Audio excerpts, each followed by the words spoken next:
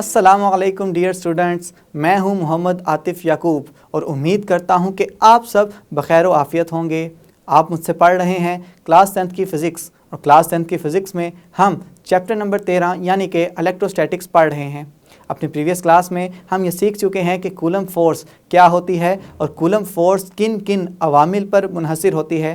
अब उसी से रिलेटेड कि अपनी किताब की इस चैप्टर की पहली एग्जाम्पल यानी कि मिसाल 13.1 आज उसको भी हल करेंगे और साथ ही साथ हम एक और नया कॉन्सेप्ट यानी कि इलेक्ट्रिक फील्ड और इलेक्ट्रिक फील्ड इंटेंसिटी के बारे में भी जानने की कोशिश करेंगे। इन सब चीज़ों को समझने के लिए, सीखने के लिए आइए चलते हैं अपने लाइट बोर्ड की जानिब। जी तो स्टूडेंट्स, हम कूलम के कानून के बारे में पढ़ चुके हैं कि कूलम के कानून के तहत हम किसी भी दो पॉइंट चार्जेस के दरमियान देख सकते हैं कि कशिश की फ़ोर्स कितनी है, दफ़ा की फ़ोर्स कितनी है। तो उसी से रिलेटेड आज आपके चैप्टर नंबर 13 की पहली मिसाल 13.1 उसके हल की तरफ बढ़ेंगे। उस मिसाल की स्टेटमेंट में वो ये कह रहा है कि दो मुखालिफ चार्जेस हैं कि जिनकी मिकदार 500 माइक्रोकूलम और 100 माइक्रोकूलम है और उन चार्जेस के माबैन जो फासला है वो 0.5 मीटर है। आपने इन दोनों चार्जेस के माबैन फ़ोर्स मालूम करनी है। अब चूँकि ये दोनों चार्जेस उसने बता दिया कि मुखालिफ हैं और हम जानते हैं कि मुखालिफ चार्जेस के माबैन फ़ोर्स कौन सी होगी, ये आप अभी सोच के रखें। मैं इस मिसाल के सलूशन के बाद एंड पे ये चीज़ आपके सामने रखूँगा। स्टूडेंट्स, हमने ये सारा दिया गया डाटा जो भी उसने कहा था वो मैंने आपके सामने लिख दिया। अब सवाल ये पैदा होता है कि ये Q1 जो कि दिया गया है 500 माइक्रोकूलम, तो क्या इसे 500 माइक्रोकूलम में ही इस्तेमाल करूंगा? तो जवाब होगा हरगिज़ नहीं। हम हमेशा न्यूमेरिकल्स के अंदर या मिसालों के अंदर यूनिट्स जो इस्तेमाल करते हैं वो सारे के सारे सिस्टम इंटरनेशनल यूनिट होते हैं और सिस्टम इंटरनेशनल यूनिट चार्ज के लिए कौन सा है? जी हाँ, वो कूलम है। तो चलें हम सबसे पहले इन माइक्रोकूलम को कन्वर्ट कर देते हैं कूलम के अंदर। और माइक्रो आप जानते हैं किसके बराबर होता है? 10 की ताकत -6 कूलम के। और स्टूडेंट्स, इसी तरह से 100 को हम किस तरह लिखेंगे? 100 को लिखेंगे जी 100 ज़रब माइक्रो की जगह 10 की ताकत -6 और कूलम साथ वैसे का वैसे ही आ जाएगा। फासला ऑलरेडी मीटर के अंदर दिया गया है तो उसे कन्वर्ट करने की ज़रूरत ही नहीं है। अब ज़रूरत इस अमर की है कि हम इसके हल की जानिब बढ़ें। हम जानते हैं कि कूलम का कानून कहता है कि लगने वाली फ़ोर्स बराबर होती है K Q1 Q2 और बटे में आता है जी R का मुरब्बा। स्टूडेंट्स, अगर ये सारी चीज़ें आपको दी गई हैं तो आप सिंपल यहाँ पे कीमतें दर्ज करेंगे और कीमतें दर्ज करने के बाद आप थोड़ी सी कैलकुलेशन के बाद इस फोर्स को निकालने के काबिल हो जाएंगे। लेकिन अभी वैल्यूज़ दर्ज करने से पहले आपको मैंने पिछले लेक्चर में बताया था कि K की वैल्यू होती है 9 ज़रब 10 की ताकत 9, लेकिन सिर्फ़ और सिर्फ खला में। यहाँ पे जो सवाल में उसने कहा है कि ये दो चार्जेस हवा में पड़े हुए हैं। हवा और खला में तो कोई चीज़ नहीं होती, हवा में एयर के पार्टिकल्स हैं। तो अब क्या K की वैल्यू तब्दील करके लगाएंगे या वही लगाएंगे? तो स्टूडेंट्स, याद रखिएगा कि हवा और खला इन दोनों में तकरीबन K की वैल्यू एक जितनी होती है। बिल्कुल मामूली सा फ़र्क होता है और इस मामूली से फ़र्क को हम यहाँ पे इग्नोर कर देंगे। तो यहाँ पे जो K की वैल्यू हमने खला के लिए लिखी थी वही यहाँ पे वैल्यू लिखेंगे। तो चलें हम यहाँ कीमतें दर्ज करते हैं। कीमतें दर्ज करते हुए हम यहाँ पे F लिखेंगे, K की जगह पे हम वैल्यू लिखेंगे 9 ज़रब 10 की ताकत 9। Q1 की जगह हम लिखेंगे 500 ज़रब 10 की ताकत -6 और स्टूडेंट्स Q2 की जगह लिखेंगे 100 ज़रब 10 की ताकत -6 और बटे के नीचे चूँकि R का मुरब्बा है तो हम लिखेंगे 0.5 का मुरब्बा। स्टूडेंट्स, अगर ये चीज़ें आपने लिख ली तो चलें अब इसकी कैलकुलेशन की तरफ चलते हैं। कैलकुलेशन को बच्चे अक्सर कैलकुलेटर पे करते हुए उन्हें थोड़ी सी मुश्किल महसूस होती है और अगर आप ये आदत बना लें कि कैलकुलेटर के बगैर ही आप इन आसान रकमों को हल कर लें तो आपके लिए कैलकुलेशंस करना इंतहाई आसान हो जाएगा। चलिए स्टूडेंट्स, मैं आपको इसकी प्रैक्टिस करवाता हूँ कि किस तरह से करेंगे। आप पहले 9 ज़रब 10 की ताकत 9 को बिल्कुल इस जैसा ही रहने दें। जब आप 500 और 100 को ज़रब देंगे तो आपके पास जो वैल्यू आएगी वो स्टूडेंट्स आएगी 5 और 2 ज़ीरो ये वाले और 2 ज़ीरो 100 वाले आ जाएंगे। तो इसको हम इस तरह से लिख लेंगे। अब ये 10 की ताकत वाली वैल्यूज़ को हम इस तरह से लिख देंगे अलग करके और साथ ही बटे के नीचे आ जाएगा आशारिया 5 का मुरब्बा लें तो आएगा आशारिया 25। स्टूडेंट्स आगे मजीद कैलकुलेशन किस तरह से करेंगे, चलें मैं आपके करके बता देता हूँ। f बराबर हो जाएगा स्टूडेंट्स 9, अभी वैसे का वैसे ही लिखा रहने दूंगा, 10 की ताकत 9 इस तरह से आ गए स्टूडेंट्स। अब 5, अगर मैं इस 5 को भी 10 की ताकत में लिखना चाहूँ तो स्टूडेंट्स किस तरह से लिखूंगा, इसकी 10 की ताकत आ जाएगी 1 2 3 4, यानी कि अगर मैं इसको 10 की ताकत में लिखना चाह रहा हूँ तो मैं लिखूंगा 10 की ताकत 4। स्टूडेंट्स अगर मैं जानता हूँ कि दो ताकतों के बेसिस यानी कि असास सेम हो तो उनकी जो कुव्वतें होती हैं वो जमा हो जाती हैं, तो मैं इन कुव्वतों को आपस में जमा कर दूंगा कुछ इस तरह से, और नीचे बटे में आशारिया 25 बिल्कुल वैसे का वैसे ही रहेगा। मज़ीद आगे क्या करूँगा स्टूडेंट्स, मज़ीद आगे इस तरह से करेंगे कि 9 और 5 को जब ज़रब दूंगा तो आ जाएगा 45, और साथ ही साथ अब इन सब असासों को अब चूंकि सब 10 की ताकत जितनी भी हैं, जितनी भी आपको कीमतें नज़र आ रही हैं, इन सब की असास 10 है, तो ये सारी की सारी वैल्यूज़, सारी की सारी ताकतें आपस में जमा हो जाएंगी। किस तरह से, चलिए मैं आपके सामने करके बताता हूँ। 9 जमा 4 -6 -6 बटा आशारिया 25। स्टूडेंट्स मज़ीद इसके हल की जानिब बढ़ें तो हमारे पास हासिल हो जाएगा 45 ज़रब 10 की ताकत 9 जमा 4 13, 13 माइनस 6 स्टूडेंट्स आ जाएगा 7, और 7 माइनस 6 ये आ जाएगा 1। तो मैं इसको इस तरह से लिख सकता हूँ स्टूडेंट्स, इस तरह से लिखा। अब जानते हैं कि 10 की ताकत 1 का मतलब क्या है, 10 की ताकत 1 का मतलब है जी 10। तो मैं यहाँ पे छोटा सा करके आपके लिए एक क्लू भी दे देता हूँ कि जब भी 10 की ताकत 1 आए तो इसका मतलब होगा 10। तो मैं यहाँ पे लिखूँगा 45 ज़रब 10 और बटे में आ जाएगा आशारिया 25। 45 को 10 से ज़रब दूंगा तो आ जाएगा 450, और आशारिया 25 वैसे का वैसे ही। अब मैं आशारिया 25 को तकसीम करूंगा 450 से, तो मेरे पास जो कीमत आएगी वो आएगी स्टूडेंट्स 1800, और यूनिट्स क्या आएंगे, फोर्स के यूनिट्स क्या होते हैं, क्योंकि हम सारे की सारी वैल्यूज़ कर रहे हैं सिस्टम इंटरनेशनल यूनिट में, तो यहाँ पे जो फोर्स का यूनिट आएगा वो भी SI यूनिट आएगा, और वो होता है जी न्यूटन। तो फोर्स आ गई हमारे पास 1800 न्यूटन। आप बताएं कि लगने वाली फ़ोर्स कशिश की फ़ोर्स है या दफ़ा की फ़ोर्स है। सवाल में उसने ये पूछा है कि जब ये मुखालिफ मिकदार वाले चार्जेस पड़े हों, तो स्टूडेंट्स अब चूँकि लफ्ज़ आ गया मुखालिफ मिकदार वाले, तो आप यहाँ पे कहेंगे कि जो फ़ोर्स लग रही होगी ये कशिश की फ़ोर्स लग रही होगी, क्योंकि दोनों चार्जेस मुखालिफ हैं। हम यहाँ पे नतीजे की हेडिंग दे के जो नतीजा अखज़ करेंगे स्टूडेंट्स, ये कहेंगे कि अगर मेरे पास दो चार्जेस हैं, चार्जेस कौन कौन से हैं स्टूडेंट्स, Q1 है मेरे पास 500 माइक्रोकूलम्ब, Q2 है मेरे पास 100 माइक्रोकूलम, और इन दोनों के माबैन अगर फासला हो आशारिया 5 मीटर का, तो लगने वाली जो फ़ोर्स होगी वो 1800 न्यूटन होगी, और लगने वाली फ़ोर्स कशिश की फ़ोर्स होगी। तो ये सारी बातें आपने अल्फाज की सूरत में लिखनी है। तो उम्मीद करता हूँ कि आपको इस चैप्टर की पहली मिसाल यानी कि मिसाल 13.1 अच्छे से समझ आई होगी। देखें मैंने कितनी आसानी से बग़ैर कैलकुलेटर के ये सारी वैल्यूज़ आपके सामने रख दी हैं, लेकिन इसमें आपको बहुत ही एहतियात से काम लेना होगा। तो चलें अब मज़ीद अपने अगले टॉपिक की जाने बढ़ते हैं।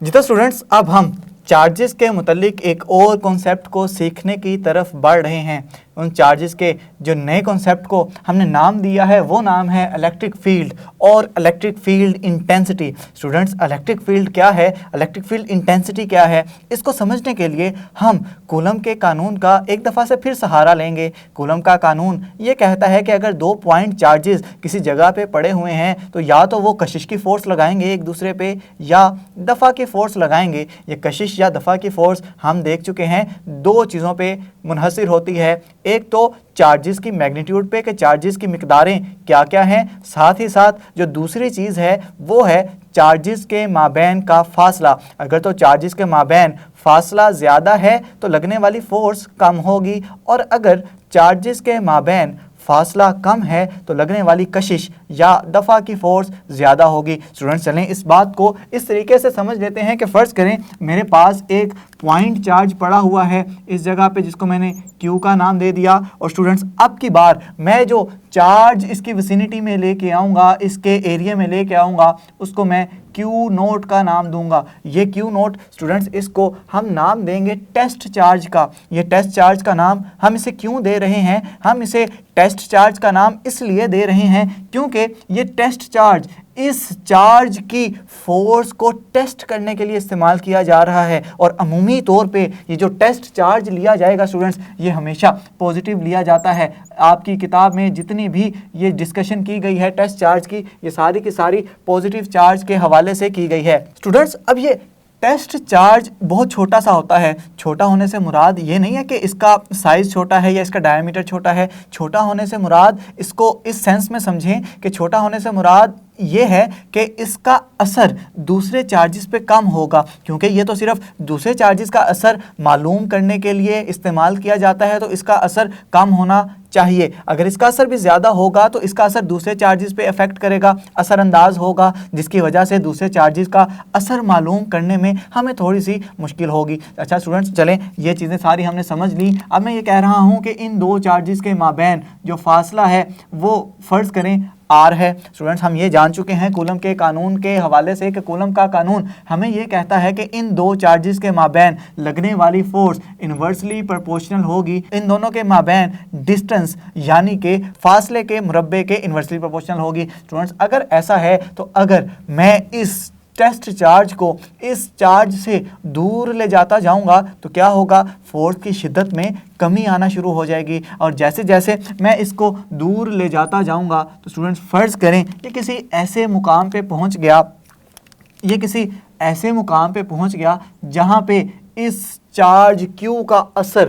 ख़त्म हो गया, यानी कि चार्ज Q से लगने वाली फोर्स जो टेस्ट चार्ज पे लग रही थी अब मज़ीद लगना वो बंद हो गई। स्टूडेंट्स हम ये कहेंगे कि ये चार्ज जो कि टेस्ट चार्ज है ये इस चार्ज Q के असर से निकल गया, इसके फोर्स से निकल गया। स्टूडेंट्स क्या होगा कि अगर मैं इसको दोबारा वापस की जानिब धकेलूँ, मैं इसे थोड़ा सा मज़ीद Q के दोबारा पास लेके आने की कोशिश करता हूँ, पास लाते लाते लाते दोबारा से कोई एक ऐसा पॉइंट आएगा जहाँ से एक ऐसी बॉर्डर लाइन आएगी जहां से जैसे ही क्रॉस करेगा इस पर दोबारा से वो फोर्स लगना शुरू हो जाएगी। स्टूडेंट्स फर्ज करें वो वाला जो एरिया है वो कुछ इस डायरेक्शन में है कि ये बाउंड्री लाइन बन गई। अब जैसे ही इस बाउंड्री से बाहर ये टेस्ट चार्ज जाएगा तो इसका मतलब क्या होगा? इसका मतलब ये होगा कि Q का असर उस पर नहीं लग सकेगा। और जैसे ही ये बाउंड्री पार करके दोबारा अंदर की जानिब आएगा तो इसका मतलब है कि टेस्ट चार्ज पे दोबारा चार्ज Q एक फोर्स लगाना शुरू कर देगा। तो ये जो रीजन है,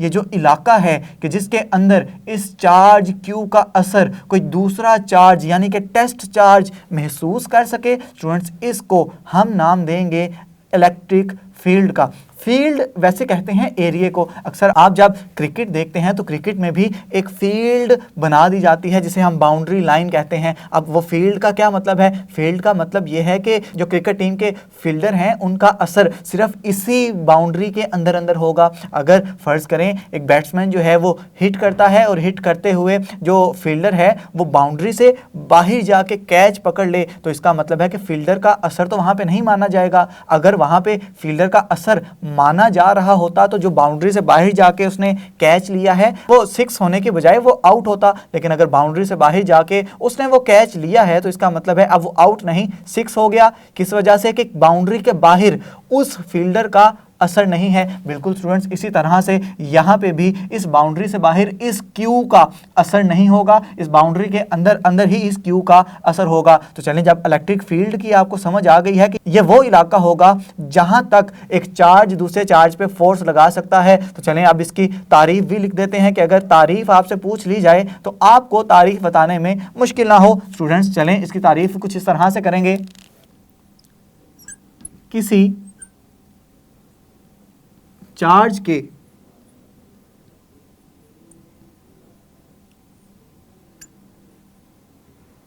इलेक्ट्रिक फील्ड से मुराद चार्ज के गिर्द वो जगह है जिसमें ये दूसरे चार्जेस पर इलेक्ट्रोस्टैटिक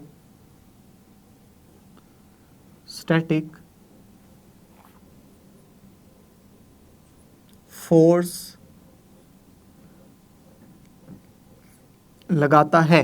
तो इस तरह से हमने इलेक्ट्रिक फील्ड की तारीफ भी लिख दी कि चार्ज के गिर्द कोई भी ऐसा रीजन, कोई भी ऐसा एरिया, कोई भी ऐसी जगह जिस पे एक चार्ज दूसरे चार्ज पे फोर्स लगा सके, वो फोर्स कशिश की भी हो सकती है, वो फोर्स दफ़ा की भी हो सकती है, इसको हम नाम देंगे इलेक्ट्रिक फील्ड का। अब अगर आपको इलेक्ट्रिक फील्ड की समझ आ गई है तो स्टूडेंट्स हम चलते हैं मज़ीद एक कदम आगे और इस कंसेप्ट को हम नाम देंगे इलेक्ट्रिक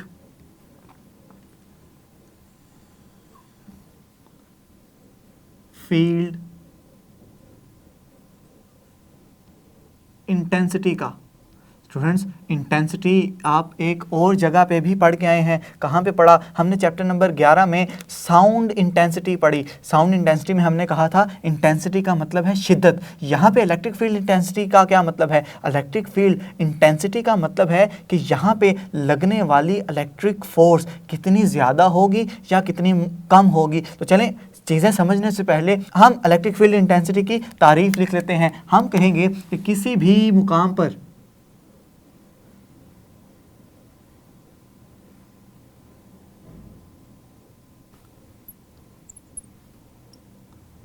इलेक्ट्रिक फील्ड की शिद्दत को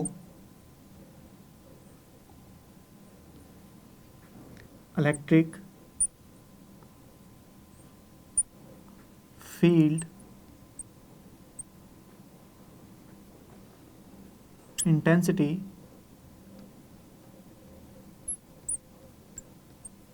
कहते हैं। हमने तारीफ कर दी है स्टूडेंट, चलें आप इसको समझ भी लेते हैं। फ़र्ज़ करें कि मेरे पास कोई यहाँ पे चार्ज पड़ा हुआ है, इस चार्ज को मैं स्टूडेंट्स क्यू कह देता हूँ। मैं जानता हूँ कि इसके इर्द गिर्द कोई ऐसी जगह होगी जहाँ पे कोई चार्ज कोई टेस्ट चार्ज फोर्स महसूस करेगा। चलिए मैंने इस चार्ज के गिर्द रीजन को कुछ इस तरह से स्टूडेंट्स बना दिया कि इसके इर्द गिर्द इस चार्ज की फोर्स दूसरा चार्ज महसूस कर सकेगा। स्टूडेंट्स अब सवाल आपसे करता हूं कि फ़र्ज़ करें यहाँ पे एक टेस्ट चार्ज पड़ा हुआ है जिसको मैंने पोजीशन ए का नाम दिया और एक टेस्ट चार्ज इस पोजीशन बी पे पड़ा हुआ है। इसको भी क्यू नोट का नाम दे दें, इसको भी क्यू नोट का नाम दे दें क्योंकि दोनों टेस्ट चार्जेस हैं। अब मैं आपसे ये सवाल पूछता हूँ कि बताएं कि ज़्यादा फोर्स कौन सा चार्ज महसूस करेगा, ये चार्ज ए या टेस्ट चार्ज बी? तो स्टूडेंट्स आपका जवाब क्या होगा? हम ये समझ चुके कि जितना ज़्यादा फासला होगा लगने वाली फोर्स उतनी कम होगी, यानी कि जो टेस्ट चार्ज ज़्यादा करीब होगा इस सोर्स चार्ज से उस पे ज़्यादा फोर्स लगेगी और जो टेस्ट चार्ज इस सोर्स चार्ज से दूर होगा उस पे कम फोर्स लगेगी। अब यहाँ पे हम देख सकते हैं कि जो टेस्ट चार्ज ए है वो इस सोर्स चार्ज से कम फासले पे है और जो दूसरा टेस्ट चार्ज बी है वो इस सोर्स चार्ज से ज़्यादा फासले पे है। यानी कि हम ये कहेंगे कि इस टेस्ट चार्ज पे लगने वाली फोर्स कम होगी और इस टेस्ट चार्ज पे लगने वाली फोर्स ज़्यादा होगी। और स्टूडेंट्स यही फोर्स की ज़्यादती या कमी को हम नाम देंगे इलेक्ट्रिक फील्ड इंटेंसिटी का। इंटेंसिटी का मतलब यही है ना, शिद्दत, कितनी ज़्यादा या कितनी कम। तो अगर आप इलेक्ट्रिक फील्ड इंटेंसिटी को डिफ़ाइन करना चाहते हैं, लिखना चाहते हैं मैथ्स की ज़ुबान में, तो मैंने आपको कॉन्सेप्ट दे दिया। चलें अब इसको फार्मूले की सूरत देते हैं। हम फार्मूले में लिखेंगे कि इलेक्ट्रिक फील्ड इंटेंसिटी किसके बराबर होगी स्टूडेंट्स? किसी भी टेस्ट चार्ज पे लगने वाली फोर्स के।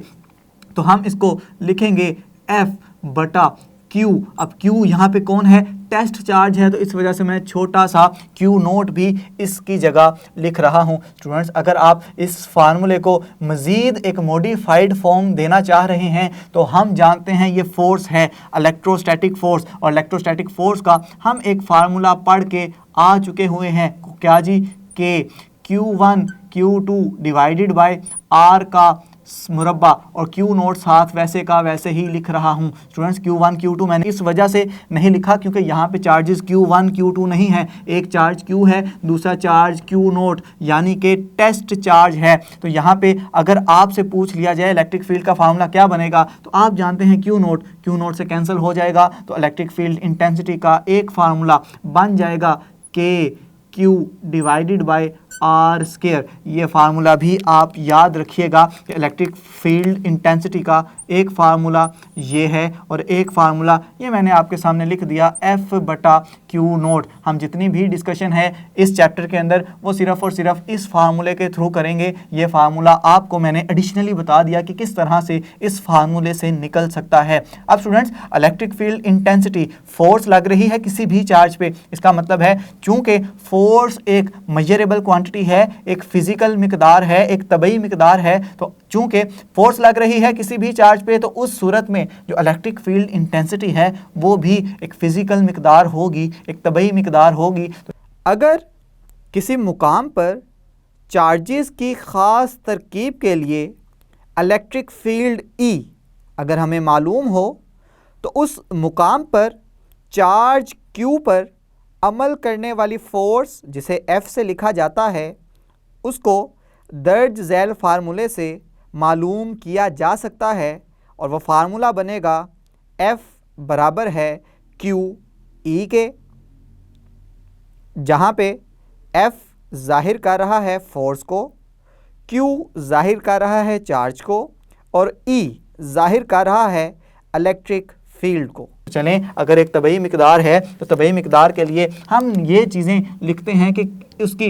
नोयत क्या है, क्या वो स्केलर है या वेक्टर है। तो आप जानते हैं कि किसी भी जिस्म पे लगने वाली फोर्स एक वेक्टर होती है। तो अब चूंकि फोर्स लग रही है किसी भी चार्ज के ऊपर और चार्ज एक स्केलर क्वांटिटी है तो वेक्टर बटा स्केलर हमेशा आंसर आपको देगा वेक्टर। तो आप कहेंगे कि इलेक्ट्रिक फील्ड इंटेंसिटी एक वेक्टर मिकदार है। अब चूंकि वेक्टर है तो वेक्टर की कोई ना कोई सिमत भी होगी। तो चलें हम सिमत की हेडिंग दे के यहाँ पे सिमत को भी देख लेते हैं कि इसकी सिमत कौन सी होगी। क्योंकि स्टूडेंट्स फोर्स लग रही है किसी भी स्केलर पे तो इसका मतलब ये है कि जो डायरेक्शन, जो सिमत फोर्स की होगी वही सिमत इलेक्ट्रिक फील्ड इंटेंसिटी की होगी। तो हम यहाँ पे लिख लेते हैं कि जो सिमत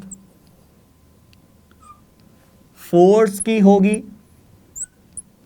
वही इलेक्ट्रिक फील्ड इंटेंसिटी की सिमत होगी। अब चूंकि हम ये सारी बातें कर चुके, एक चीज़ अभी भी बहुत अहम रह गई स्टूडेंट्स, हमने अभी तक इसके यूनिट्स नहीं डिस्क्राइब किए। अगर आपसे पूछ लिया जाए कि इलेक्ट्रिक फील्ड इंटेंसिटी के यूनिट्स क्या हैं तो हम इसके यूनिट्स की हेडिंग दे के इसके साथ यूनिट्स भी लिख लेते हैं। चलें जी, यूनिट्स की भी बात हो चले।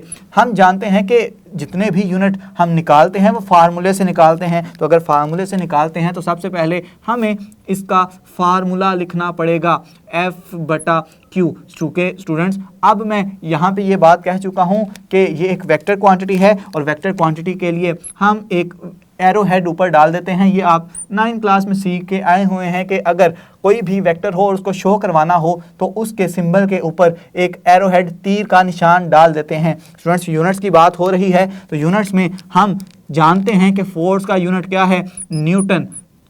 Q चार्ज का यूनिट क्या है, कूलम। तो इसकी मदद से हमारे पास जो यूनिट हासिल होगा स्टूडेंट्स वो होगा न्यूटन फी कूलम। तो चलें हमने इलेक्ट्रिक फील्ड इंटेंसिटी का यूनिट भी देख लिया, क्या है जी, न्यूटन फी कूलम। तो अब इलेक्ट्रिक फील्ड इंटेंसिटी के बारे में आपकी जितनी भी चीज़ें थी वो क्लियर हो गई। स्टूडेंट्स अब मज़ीद एक और टर्मिनोलॉजी की तरफ चलते हैं जिसको हम कहेंगे इलेक्ट्रिक फील्ड लाइंस। ये इलेक्ट्रिक फील्ड लाइंस क्या होती हैं, चलें अभी पहले हेडिंग देंगे और हेडिंग देने के बाद ये सारी चीज़ें हम लोग अभी से सीख लेंगे।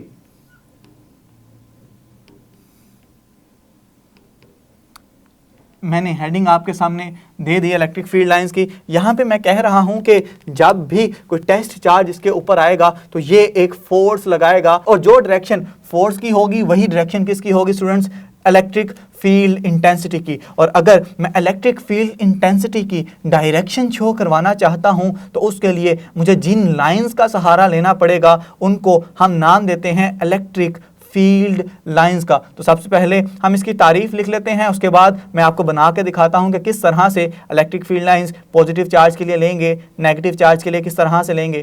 तो चलिए सबसे पहले डेफिनेशन लिख लेते हैं कि किसी इलेक्ट्रिक फील्ड में इलेक्ट्रिक फील्ड इंटेंसिटी की सिमत को लाइंस के जरिए जाहिर किया जाता है। इन लाइंस को इलेक्ट्रिक फील्ड लाइंस या इलेक्ट्रिक लाइंस ऑफ फोर्स कहते हैं। स्टूडेंट्स, ये बात हम सीख चुके। मेरे पास यहाँ पे कोई ना कोई इलेक्ट्रिक फील्ड है और इलेक्ट्रिक फील्ड के बिल्कुल सेंटर में कोई ना कोई चार्ज पड़ा हुआ है। अब मैं इसकी विसिनिटी में कोई एक टेस्ट चार्ज लेके आऊँ। स्टूडेंट्स, फर्ज करें ये टेस्ट चार्ज मैं लेके आया इस डायरेक्शन में। हम जानते हैं कि क्यू नोट हमेशा, मैंने आपको बता दिया कि ये आम तौर पे पॉजिटिव लिया जाएगा। और फर्ज करें ये जो मेरा सोर्स चार्ज है इस वक्त वो भी पॉजिटिव है। और पॉजिटिव किस डायरेक्शन में फोर्स लगाएगा टेस्ट चार्ज पे, क्योंकि टेस्ट चार्ज भी पॉजिटिव, तो ये हमेशा इस पे दफ़ा की फोर्स लगाएगा। स्टूडेंट्स, दफ़ा की फोर्स किस तरह से लगाएगा कि ये हमेशा इसको बाहर की जानिब धकेलेगा। अब इस टेस्ट चार्ज को मैं इस पूरी इलेक्ट्रिक फील्ड में जिस भी डायरेक्शन में रखूँगा, जिस भी पॉइंट पे रखूँगा, ये इसको बाहर की जानिब धकेलेगा। जैसे ही ये बाहर की जानिब धकेलेगा तो इसका मतलब है कि पॉजिटिव चार्ज से निकलने वाली इलेक्ट्रिक फील्ड की जो सिमत होगी ये हमेशा बाहर की जानिब होगी। और स्टूडेंट्स, अगर मैं यहाँ पे कोई नेगेटिव सोर्स चार्ज रखूं, नेगेटिव सोर्स चार्ज रखने का मतलब ये है, नेगेटिव सोर्स चार्ज रखने का मतलब ये है कि स्टूडेंट्स फर्ज करें ये मेरे पास कोई इलेक्ट्रिक फील्ड और इसके बिल्कुल सेंटर में पड़ा हुआ है कोई नेगेटिव सोर्स चार्ज। मैं नेगेटिव सोर्स चार्ज की विसिनिटी में, उसके इलाके के अंदर एक पॉजिटिव टेस्ट चार्ज लेके आ रहा हूं। और स्टूडेंट्स, हम जानते हैं कि नेगेटिव पॉजिटिव को हमेशा कशिश करता है और जैसे ही ये कशिश करेगा तो इसकी सिमत इसके अंदरूनी जानिब होगी। अब मैं इस पॉइंट पे लेके आऊँ तो इस जानिब भी अंदरूनी सिमत में, इस जानिब भी अंदरूनी सिमत में, इस जानिब भी अंदरूनी सिमत में, यानी कि जिस भी पॉइंट पे मैं चार्ज लेके आऊँगा हमेशा नेगेटिव सोर्स चार्ज की सूरत में लाइंस अंदर की जानिब होंगी। स्टूडेंट्स, ये बात लाजमी याद रखिएगा कि ये लाइंस हकीकतन नहीं होती, ये लाइंस सिर्फ और सिर्फ फर्जी लाइंस होती हैं। ये हमने सिर्फ इसको समझने के लिए बनाया है, ये कभी भी हकीकत में इस तरह से आपको नज़र नहीं आएंगी। तो ये बात याद रखिएगा कि हमेशा पॉजिटिव चार्ज के केस में लाइंस हमेशा बाहर की जानिब निकलेंगी और नेगेटिव चार्ज की सूरत में ये लाइंस हमेशा अंदर की जानिब आएंगी। तो स्टूडेंट्स, ये इलेक्ट्रिक फील्ड क्या होती है, इलेक्ट्रिक फील्ड इंटेंसिटी क्या है और इलेक्ट्रिक फील्ड इंटेंसिटी की सिमत को हम जिन लाइंस यानी कि इलेक्ट्रिक फील्ड लाइंस के ज़रिए जाहिर करते हैं ये किस तरह से आप बनाएंगे। उम्मीद करता हूं कि आपको इसकी बड़े अच्छे तरीके से समझ आ गई होगी। आपके लिए एक अहम इंफॉर्मेशन छोड़ के जा रहा हूं। अहम इंफॉर्मेशन ये है स्टूडेंट्स कि ये इलेक्ट्रिक फील्ड इंटेंसिटी हमेशा हर जगह पे, कुदरत में हर जगह पे मौजूद है। हर जगह पे इस तरह से मौजूद है कि अगर आप घर में जो बल्ब लगा हुआ है उस पे 10 सेंटीमीटर के फासले पे खड़े हों तो उससे निकलने वाली जो इलेक्ट्रिक फील्ड इंटेंसिटी है स्टूडेंट्स, आप जानते हैं वो कितनी है? स्टूडेंट्स, वो होती है 5 न्यूटन फी कूलम्ब। ये थोड़ी सी है लेकिन ये फिर भी इलेक्ट्रिक फील्ड इंटेंसिटी यहाँ पे बहरहाल मौजूद है। और अगर एक हाइड्रोजन का एटम हो, आप जानते हैं हाइड्रोजन का एटम किस तरह से दिखाई देता है। हाइड्रोजन के एटम में एक होता है स्टूडेंट्स ये न्यूक्लियस, और न्यूक्लियस के बाहर एक शेल के अंदर एक इलेक्ट्रॉन मूव कर रहा होता है। और जानते हैं इस इलेक्ट्रॉन को कितनी इलेक्ट्रिक फील्ड इंटेंसिटी महसूस हो रही होती है। इस एक इलेक्ट्रॉन को तकरीबन 10 की ताकत 11 न्यूटन फी कूलम की इलेक्ट्रिक फील्ड इंटेंसिटी महसूस हो रही होती है। तो देख सकते हैं आप कि कुदरती तौर पे इलेक्ट्रिक फील्ड इंटेंसिटी हर जगह पे मौजूद है। और स्टूडेंट्स, ना सिर्फ ये बल्ब के आसपास और ये हाइड्रोजन के एटम में, बल्कि कुछ जानदार भी इलेक्ट्रिक फील्ड इंटेंसिटी को इस्तेमाल करते हैं। मिसाल के तौर पर समंदर में एक मछली होती है, वो भी इलेक्ट्रिक फील्ड अपने अंदर प्रोड्यूस करती है, पैदा करती है, जिसकी वजह से वो दूसरे जानवरों को पैगाम पहुंचा सकती है, दूसरे जानवरों को महसूस भी कर सकती है। तो चलें, अब ये सारी इंटरेस्टिंग इन्फॉर्मेशन भी मैंने आपको दे दी। स्टूडेंट्स, आप सीख चुके हैं मिसाल 13.1 को किस तरह से हल करेंगे। मैंने बग़ैर कैलकुलेटर से वो सारी जो कैलकुलेशन मुश्किल लग रही थी आपको बड़ी आसानी के साथ समझा दी हैं। उम्मीद करता हूँ आप इसकी प्रैक्टिस भी करेंगे।